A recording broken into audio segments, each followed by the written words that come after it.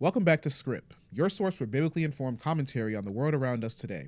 I'm here today with Sergey Cuba, Hello, how's it going? aspiring writer with 8 years in the faith, and we're going to be discussing renowned neuroscientist Andrew Huberman's faith. Scientists are often dissuaded from religion, but Andrew Huberman maintains religious belief while being a practicing scientist. We're going to be exploring his faith and providing context from our own experience. So, from what I've seen, there's a lot of people who have a type of faith in science where they believe that science is sort of the end-all be-all. And recently a term has been coined, and that term is scientism. So rather than being religious, some people would say that they're scientistic. And Bishop Robert Barron actually has a definition for scientism. He explains scientism as the dogmatic worldview holding science as the supreme source of all knowledge. Proponents of this maintain that as scientific discoveries continue to pour in, God's existence will eventually be disproved. So people basically take science and they put it on the pedestal where God should be. So what do you think about that? Like, have you ever noticed that a lot of people that are reliant on science will sort of make the claim that God isn't necessary because science exists? Oh yeah, absolutely. I think just meeting a lot of people will talk about, like, yeah, but science says this. Like, there's no way what the Bible is talking about is true. In fact, they usually, like, for an example, like they replace God's basically God moving in their life. They replace that with what is it? Just making things. What is it? Basically, they just manifest. There you go. Oh yeah, they manifestation. They manifest things in their life. They just make things come true in their life. That's literally taking an aspect of God and just making it like, making it their own, giving it their own definition, just like the whole scientism thing. You know, they make science their God because, yeah, it does prove a lot of things true. You do need science, right? Otherwise, we're not going to have, the life we have now. But they use that and replace God and use that truth to kind of mold their life the way they want it to be. Right, and they take God out of the science, when in reality, God is the reason why science is so particularly good. Like, when I think of science, I think of a structure, I think of a law, I think of things that if there was no designer, it wouldn't be possible to create such technological advancements because there would be no order, right? Yeah. If it was all random, if it was all based on chance, then when you go to start the engine in your car, it would probably just explode because if it was all just up to chance, then there would be no organization to it. It wouldn't make any sense. So let's get into the video where Andrew Huberman, the scientist, the neuroscientist, where he talks about his faith and why he's amazed to the point that he actually does have faith in God, although he does work in a scientific field. When you're talking about the brain and all the, I mean, you mentioned it last night, and this had me thinking. It's like, when you think how all that works, I have to take an aside and say, how could that happen in nature is without a creator? Yeah. So, well, here's the thing. I mean, we know that the programs, meaning genes, so genes, DNA, and there's DNA, then there's RNA, and then there's proteins. And proteins are the action end of the game where they say, hey, like, grow over here, don't grow over there, become this kind of cell, dopamine cell or a serotonin cell. We know that those mechanisms are incredibly well conserved from mice to humans. Now, certain things happen in the human brain that you don't see in other species, like the elaboration of the parts of the brain that are involved in context and planning, especially. But the memory systems, the ones that control hormones, breathing, heart rate, they're very similar. Not exactly the same, but very similar. Okay.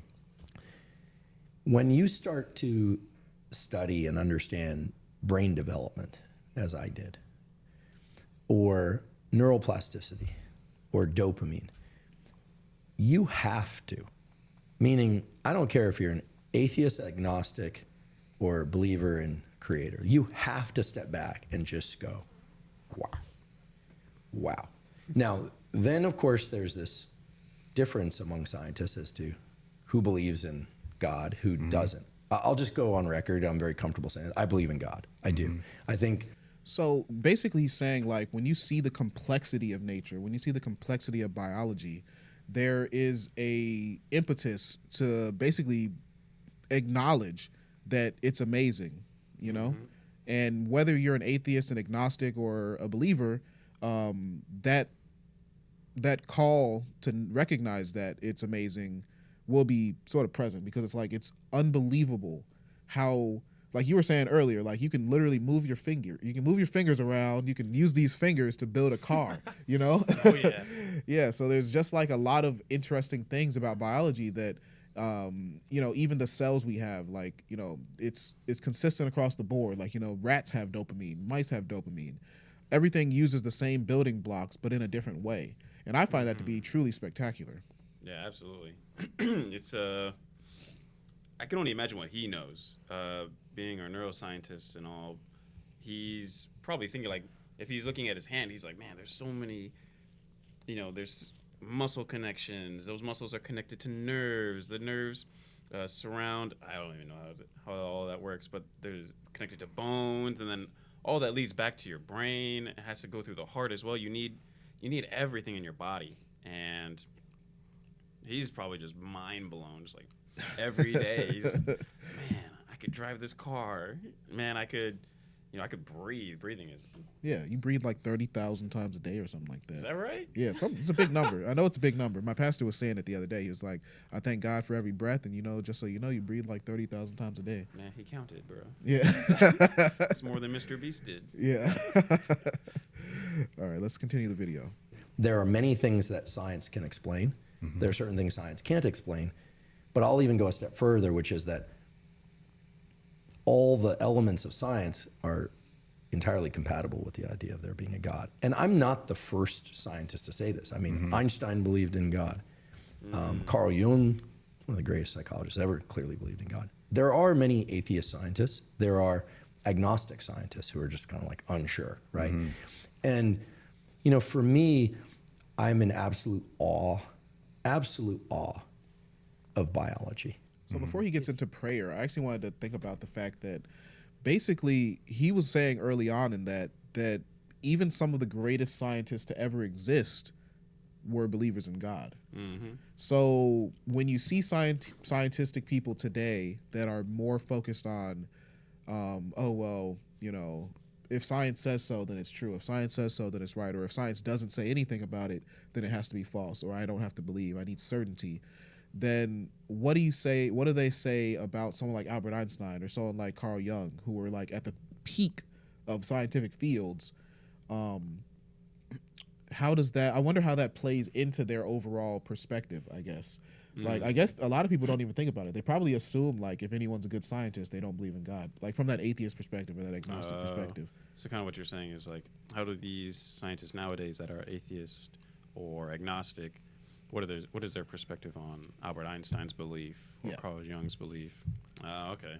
Yeah, I mean, who's going to say they're smarter than Albert Einstein? Right, yeah, you know? that's a tough one. That's like a big claim. Like, can you prove it? How do you know? How come you don't believe in God then? Yeah, like Albert Einstein was just off his rocker, man. Like, all that God stuff, you can keep that. They probably think the opposite. They're just like, oh, yeah, I must be smarter than Albert Einstein. There's no God. That guy was tripping at the end of his days. Like, yeah, that's probably why. Usually at the end of your days, you'll start to believe in something. Yeah. That's usually what happens. Yeah, I think it definitely is. Once you get older, once you have more experience, once you get more mature, and especially once you get closer to like death, then it starts to become more relevant in your life. But when you're just living and building up to that point, it's a lot easier for people to just sort of cast it aside, put it behind them, you know, just because like, I don't need to worry about that. And if anything, a lot of the time people see religion as a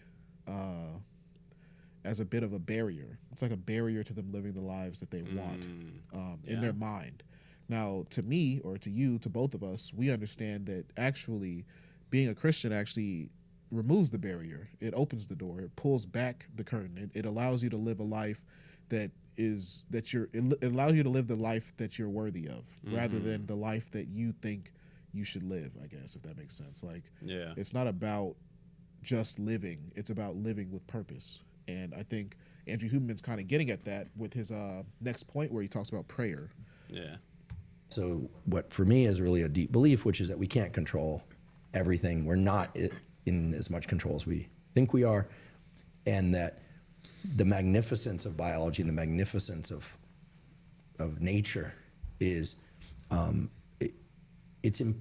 it's impossible for me to conceive how that could come about any other way. It just is. Now, yeah, I mean, I think that, full stop. Who do you pray to? That's an interesting one because I think God. Mm-hmm. Yeah. So I absolutely do. I've actually started reading the Bible recently, start to finish. I feel like it's my duty to like learn and in some sense compare Old and New Testament. I'm really interested in the stories, but I'm fascinated by the story of us, right? And the story of everything. And so, but yeah, I pray out loud in the morning, sometimes again in the middle of the night if I wake up. And it's only recent. I just want to pause it again. I'm sorry, but he said the story of us and the story of everything, and that really spoke to me. Like when you think about the Bible, and Jordan Peterson actually says this a lot, it truly is like the story of us. It's like the story of all creation. It's the story of all things that are happening, all things that happen, and all things that will happen. At least from my perspective, that's how I perceive it. And you were actually saying earlier that you read the full Bible and the experience that you got from reading it start to finish. What was that like for you? Basically, it just kind of gives you context, like what you're doing right now. You're trying to read the whole Bible. Yeah. But you're rereading, and that's great because then it's like you're understanding. You want to know what happened, and I think like once you get to the end of that journey of like reading the whole Bible, it's going to put everything into context. Not immediately and not all at once, but it's like you're going to have to get like, oh, this is why, what is it? Joseph had to go into slavery, go to Pharaoh, and this is why God protected him and his family and gave this is why he was born to Jacob, because Joseph was like another Jesus, and his sons, we're kind of like Jacob's sons. We're wild, we're rebellious at times, we're stupid, but then you have Joseph. It's like, oh, Joseph saved us. That's our Jesus. And, just like little things like that. You kind of pick them up. Like when you read the whole Bible, you kind of get that context. Like, oh, this is why that had to happen. And that's why I think it's beautiful. Like he's trying to read the whole Bible. That's great because I love it, his mind. I don't know him at all. This is my first video of watching about Huberman. But he seems to be like a kid at heart. He seems super fascinated just by life. And I was reading a little biology on his website. Like he has all these accomplishments, but his heart, his mind, he's just like, man, look at all these little things. He was like, look at this conversation we're having. He's like amazed that he's talking right now. And he's fascinated by the story of us. That's another thing he was talking about, right? He's like, the story, like who we are, where we came from. And that's just an amazing heart to have when you're reading the Bible, because that's what I was saying earlier, is like God's letter to us.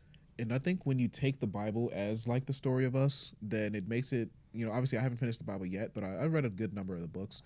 When you actually have that perspective of like, this is my story, this is your story, this is our story, it allows you to have a deeper insight into what you're reading. Like you can have that even without like having the complete context of the Bible. If you go into it knowing like, oh, this is my story, then you'll be able to sort of understand it and then get more wisdom out of it. You'll be able to discern more deeply what it is that the Bible intends to achieve in you, what the Word of God intends to achieve through you, I believe. Yeah, absolutely. Yeah, so let's get back into the video. Recently that I've been doing this more often. It's giving you peace? Oh, my goodness. It's given me so much. It's given me peace. And, this is going to sound weird, and probably people are going to be like, what are you talking about? If this, it works. It works. There's a way in which certain things I was grappling with, I just couldn't resolve. I couldn't do it. And it was all internal, and I just couldn't do it. How were you trying to resolve these things? Like have an answer? Yeah, discipline myself. I mean, it wasn't like I was super, undisciplined. I mean, obviously I have a lot of self-discipline, but I always pray, I want to remove my defects of character. I want to, I certainly pray for other people. I mostly, these days I pray for the ability to really harness as much care and love for other people and for myself, something I haven't been that good at in my lifetime, in order to be able to put the best possible work into the world. to really serve. Like I really see myself as serving higher power. Like I'm a conduit. Right. And the better I can do that, the better I'm serving. The better I'm serving, the more I feel connected to humanity. Do you think that So that connection to humanity that you get through serving, I think that's like a crucial point that sort of justifies belief in God almost to an extent. Like, if you want to be of the most service to the society that you're a part of, I think that you should serve the highest possible good, right? And if you're serving the highest possible good, then you'll be as valuable to society as possible. So I think even from an atheist perspective, if someone just aimed for the highest possible good, I feel like eventually they would forge a relationship with God, like without even knowing, you know, because that's kind of how God works. And, even if they started praying too. Because I think what you were kind of going back to earlier, you were talking about like, well, I guess we were at the end of people's life. It's like they want to believe in God because all of their accomplishments, everything they've done in their life is meaningless. And when you're on your deathbed and you don't have any relationships, because that's really what matters. At the end of the day, like like monetary value, sure, teaching's fine, but excuse me. But if you're not serving the ones you love, at least, that's a lonely and cold way to go out. Yeah. And service to the higher power, what you're bringing up now that's what God wants. Yeah. God wants to help us. He's here. He actually, sent his son down, Jesus, to serve us. Yeah. That's what he came down. He's like, I'm here to serve you guys. And for us, when we imitate that, and in the Bible it's always talking about imitating, being a disciple of Christ. So you imitate your master and you imitate Christ. And when you're serving others, that's a lot more meaningful than you gain for yourself, like doing things for yourself. And that's why what Huberman's talking about, like he seems like a pretty humble guy. Off the cuff, he's admitting, like, I've got flaws. Sure, I'm disciplined here, but there's other places in my life that I'm undisciplined, and in fact, it's not good for me and maybe others in his life, and he wants to change those things.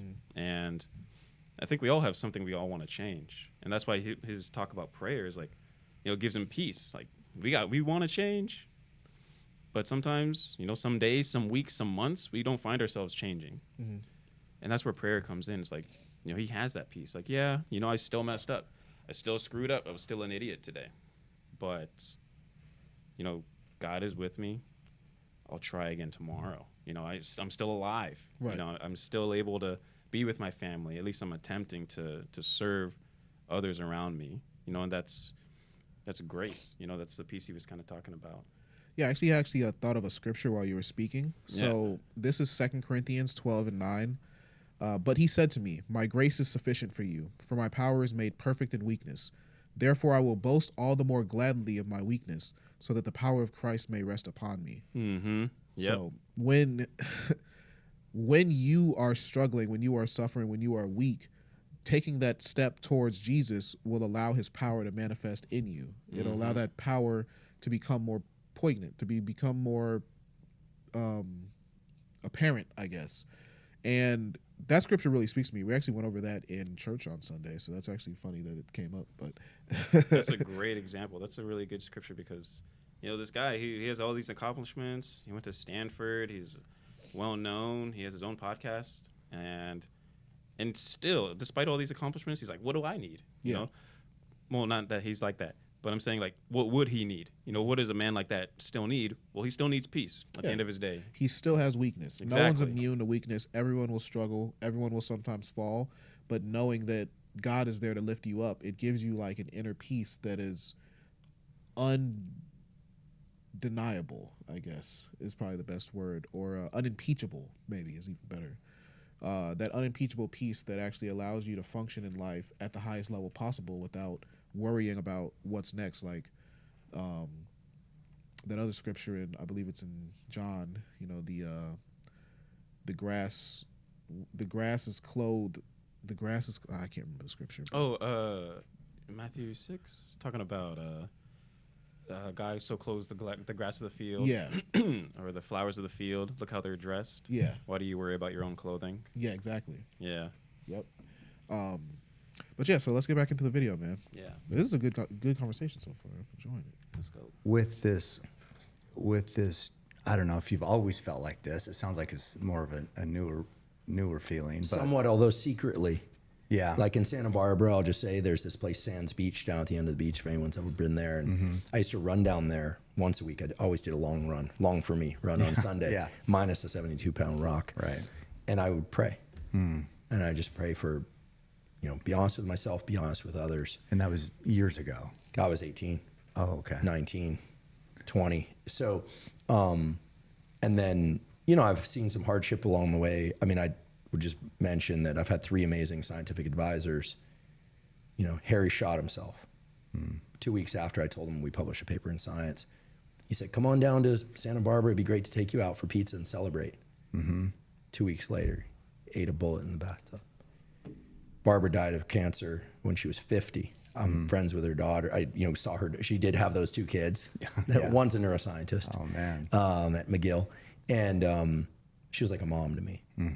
She died. I was speaking at her memorial, and then my postdoc advisor died. He was a pretty impressive guy in his own right.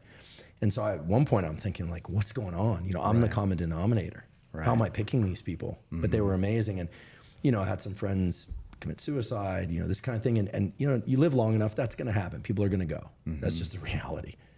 But there were times I'm like, it was dark. It was, like, where am I? Why me? And at those moments too, just accepting that there's a plan and it's happening for a reason and I don't know what it is, and just putting my trust in that has allowed me to grieve those things properly and to really try and, I got the message, I got the download to take the lessons from them and just not waste a single day and to do things that I really felt mattered. So to me, it's always been linked Right. to, sort of forces greater than me, certainly. Does it feel like, when hearing all this, does it feel like once you've taken like a more, I don't know, intentional turn for being grateful and praying, you're not drinking since 2019, it seems like that's been in tandem with your success. Absolutely. I always wanted. So when you start doing those things, like actually, let me actually think about what he was saying earlier, where he basically experienced the death of many of his loved ones, many of his friends, and sometimes family members. Well, I don't think he mentioned family, but he experienced the death of like advisors or people in his life that were close to him. And I think that that's where what we were talking about earlier comes in, that peace, the ability to sustain trauma because that there's a plan. And that's what he was saying. He was saying like, there's a reason for all of this, and I don't know what it is. And being able to accept that you don't know what it is what really gives you the power over the situation. Yeah, I can only imagine. He was 19, 20. He probably lost some people along the way too. And basically what you're saying is like that's how he was able to get through it. Yeah. Okay. So for you, have you ever had like an experience or traumatic experience where you can truly say like, oh, well, God got me through this? Because I've had plenty. But like, have you ever had like a traumatic experience where it was like, despite all the odds, your belief in God is what allowed you to sort of weather the storm? Well, I mean, what first comes to mind for me for sure is just relating to Huberman. It's like my father committed suicide. Oh, this was maybe 2015, end of 2014. And I actually wasn't a believer at that time. It took a couple months for me to really kind of figure out, like, well, what do I want to do? Like, I wasn't even questioning why my father offed himself like that. But for me, I was just like, man, like, why? And what am I going to do? And at the time, I was trying to figure out just what does it mean to be a man? And a friend of mine just asked me to study the Bible, and I was like, oh, yeah. I wanted to learn more about Jesus, because apparently he was the man. And I honestly think God rescued me from killing myself because I was just so hopeless. Now I knew, when you get introduced to sin or you just hear about sin, then you know, like, oh, that's an opportunity. That's something I can do. For me, it just kind of unlocked in my mind and in my sister's, actually, just like this out, like, oh, we could just end life right now. Oh, that's an option. Yeah. But I do believe God interjected himself in my life at that time, just like learning about his son, because then I learned about love. That was the biggest attraction to me. It's just like, oh, what is love? This otherworldly, seemingly unattainable, but easily attainable also at the same time. This virtue called love, and Jesus exemplified it perfectly. And it's interesting how people sometimes frame love as like just an emotion, but in reality, to me, love is more like an experience. Yep. So I just wanted to interject that, but you can continue. No, yeah, I agree absolutely. It was an experience for me because I needed to get to know God at that time. I needed to know, like, my life had meaning. I didn't have to end it right then and there. And looking for Jesus, looking for God, well, the question you asked me, like, did my belief in God kind of get me through something? Like, yeah, that's because I had to wrestle for a long time with the death of my father. It wasn't just 1 year. It was even to nowadays. I still think about it. Father's Day comes around. Can't help but think about it, Yeah. And I'm praying those times. I'm like, God, why did that happen? Why did that happen? And every time I'm just looking at my life around me, at what God has done over the past, like, 8 years, and I'm just like, man, God's awesome. He's really giving me a family, something to care about. And so in a way, I don't know, maybe not so directly, but God has definitely moved in my life to, show me there's meaning in my life. And so to answer your question, yeah, that's kind of how God kind of got me through a really tough time. And then on and every year. So yeah. I appreciate you sharing, man. I personally have dealt with like suicide. I've had like 3 suicide attempts in my life before I was saved. And just actually early before I found God, I was really depressed. I felt like I had an abusive childhood. I feel like, of course, I'm not going to go into detail on that, but basically I never felt like I was worthy of life.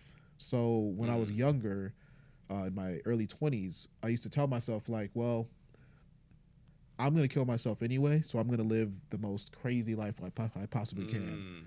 So I did a bunch of crazy stuff, ended up in Thailand for a couple of years, did a bunch of different random things, did drugs, did alcohol, did all the fun stuff, or the supposedly fun stuff, ruined my brain, and got to the point where I was like, not only like spiritually depressed, but also like physically ill from doing all of these different things. Wow. And then I'm like, okay, now I'm going to actually do it. Like, I've had the fun, and now I'm going to actually kill myself.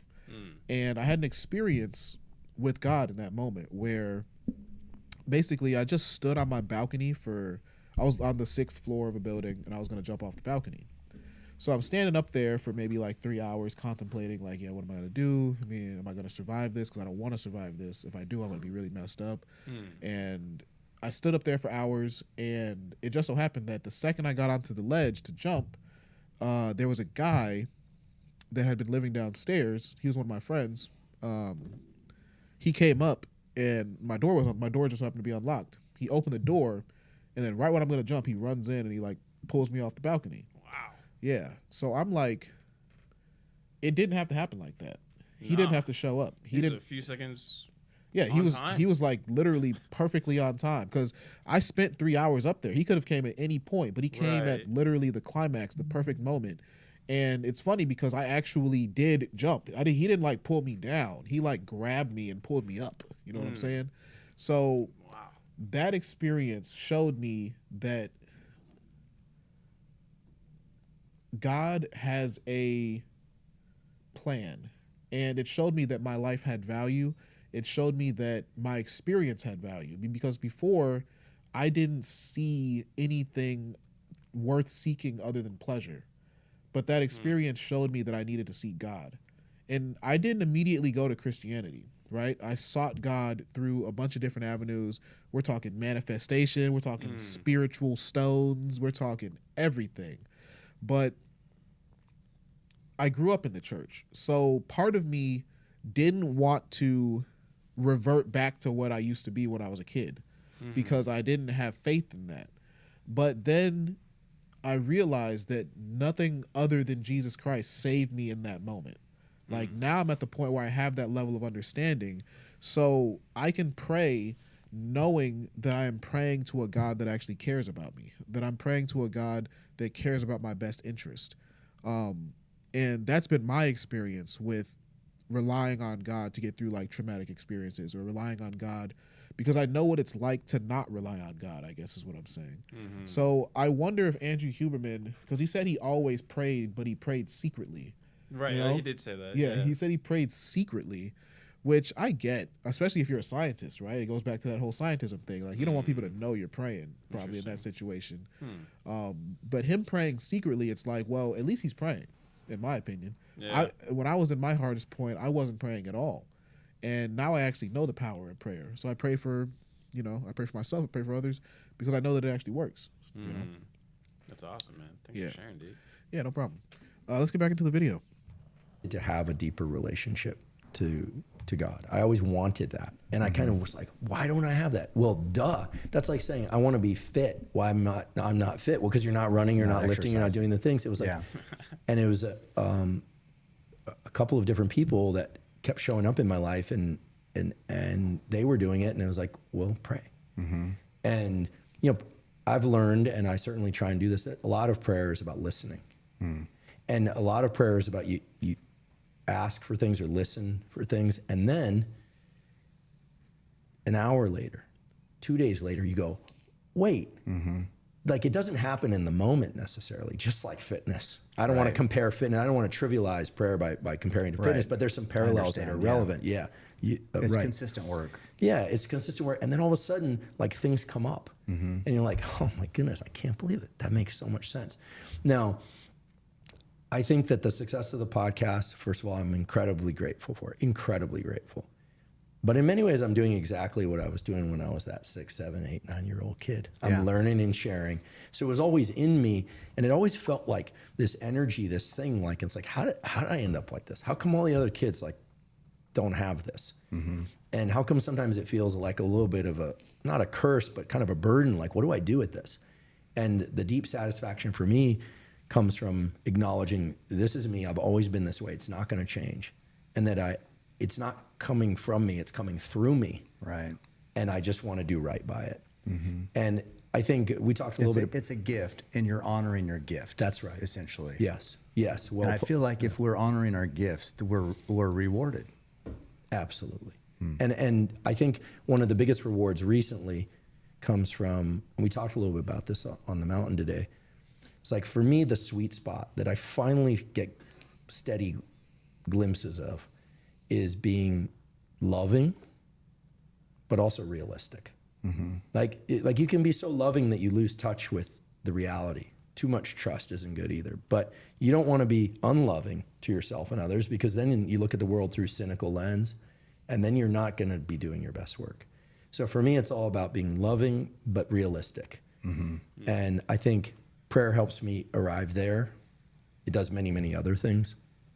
I also just feel like our time here is limited, and I've been so blessed by people that have come along. I mean, those academic mentors meant everything to me. But what he was saying was like, well, it seems like he's just thankful. Seems like he's thankful. I wonder, how do you feel about what he was saying about you can love too much or you can trust too much? Because I don't personally too much agree with that. I think that more love is always better, but I don't know if I'm accurate there. If I understood what he was talking about right there, it was basically, I mean, you can't love everybody, and you can't trust everybody. And I think those things are, in a way, it's a two-way street. I think it's, so I guess for like you and me, mutual love, but I don't, how do you say that? I don't go to your house every day. I Right. can't cook you food. Right. I can't like help you fix your. Well, I could actually help you fix your car if you need it. Maybe a little bit, but see, like, there's only so much things I could do for you, and only so many things you could do for me. Whereas like my mom, well, okay, she's maybe a bad example. My roommate, how about that? My roommate, I could do a lot of things for him. I can help him out so much. It's just different. I think that's what he was trying to say, at least, is you can only love so much, and trust is also warranted. It's another two-way street. Right. You can't trust until you've seen, how do you say, I guess, proof, for lack of a better word, like proof that someone is trustworthy. Right. So I don't think he's saying like hold back, but I think give as much as you can with the time that you have. And sometimes it's not going to be everything you want to give, but it's everything you at least can for the moment. Can I what was the question he asked, or what was he getting at? It was basically, Can you love too much or something? Right? Yeah. Can you love too much? right. Can you It's, switch it to the wide real quick? Oh, sorry. Yeah, you good. But I don't know. I want to chime in because the way I look at it, like, I think there's a wrong way to love and there's a right way to love. And then I think somewhat what he means by love too much, sometimes when you love something so much, you'll give up a part of yourself that you don't want to, or you'll give something from yourself that you don't want to just because you love that person. And that's like an unhealthy love. But then there's strong loves where, you're giving the right things, you're in the right mind, but you could love someone so much that it tears you down completely to a whole nother person because of love makes you do crazy things. It's like a blessing and a curse when you love something. Say if you love something that's a bad habit, you love it so much, but it's killing you that you're loving it and that you're chasing after it. And then there's healthy loves too, that you could love something and it's bringing the best out of you. So sometimes I do feel like you can love too much. That's insightful. I actually like That that makes sense. perspective combined with your perspective as Yeah. well. Because I was thinking that you couldn't love too much, but now that you guys say all that, It's I'm like, yeah, I guess you kind of can. Yeah. Yes. Like, think about any of your maybe you haven't had old addictions, but think about like your old lifestyle. You love some of those things, didn't you? Like at the time of what you were doing or whatever, but it wasn't a healthy love at all Right. because you were destroying yourself for the people around you, but you love that main particular thing for that meantime. Yeah. So now the love is different. Now you got a love for God instead of a love for partying or having friends with your friends, and that I feel like that's loving something too much, Right. like think, in the wrong way. To add to that, something you mentioned earlier is like you love somebody and you start giving away things that you don't want to. Yeah, I think that's I know where you were going with that. yeah, I think I would add that sometimes that's also what love looks like, though. Yeah. So like, for example, with your children, like man, I don't know, maybe your kids one day are gonna ask you for your sandwich that you just made. Like, I love that sandwich, Yeah, right. but I love them more, so I'm like, yeah, here, take the sandwich. Yep. You're right. Yep. A mother is a good example too. Mother loves her children, family unconditionally, but a lot of times mothers don't talk about it, but they're torn from the inside. They're going through depression, so many things, but that's from giving so much love to kids, family, friends, and it's just a motherly thing where they give out so much love, they forget to basically take care of themselves or love themselves, so they're slowly, going through depression without speaking about it. So I think that's a form of giving too much love. Yeah. Sometimes you gotta have boundaries. Sometimes you gotta know when. But with mothers, it's like that's the best way I could put it. They got unconditional love for family, friends, and loved ones all around them, and that's giving. I think that's giving too much love. It's appreciated. Everybody loves their mom's love, but sometimes it's not necessary. Sometimes you gotta know when to not give so much love and give like what's another word that's not love, more of like a affection or there you go, just regular affection without the love, because you could give affection like. If you see a pet, you give affection to a pet that you see. You pet the dog, oh, it's a cute dog, but that doesn't mean you love that dog or whatever. But I feel like mothers like overly love. That's a way of always. They're always on, basically. Basically, yeah, basically. Yeah, no, I definitely understand that, and it's like I will say like maybe the only thing that you can never love too much is yourself. Yourself and God, yeah, you can love yourself God. and God. Yeah. Yeah, that's that's a really good perspective, man. Good perspectives on everybody's side that just spoke. Everybody Yeah. Everybody just said something. It kind of made me think a little bit different now. Yeah. Yeah, that's a good 2. That's like 10 cents. I'm going up. Like first it was 2. Last week it was 5. 5. Now I'm at 10. Yeah. One day, hopefully, I could be on the podcast with you guys on camera. You Yeah. already are. No, Oh, we camera, could get you a camera. is Set you true. up for sure. One day, yeah, for sure. Next time. Yeah, next time. Call your mom on the phone. Ask her what she did for you. Oh. I feel like that's a pretty good spot to close. What do you think, Sergey? Yeah, that sounds good to me. All right. Thanks for tuning in to Scrip. Make sure you check us out on all platforms. We're on YouTube. We'll be on Spotify and Apple Podcasts and stuff like that as well. And then maybe on Patreon too. Who knows, right? Let's go. But get ready for more content. Episodes relatively frequently. And thanks for tuning in. Thank you, Sergey, for joining us. Oh, And yeah. thank you to Justin, our producer. Appreciate you guys. And we're out of here. Much love.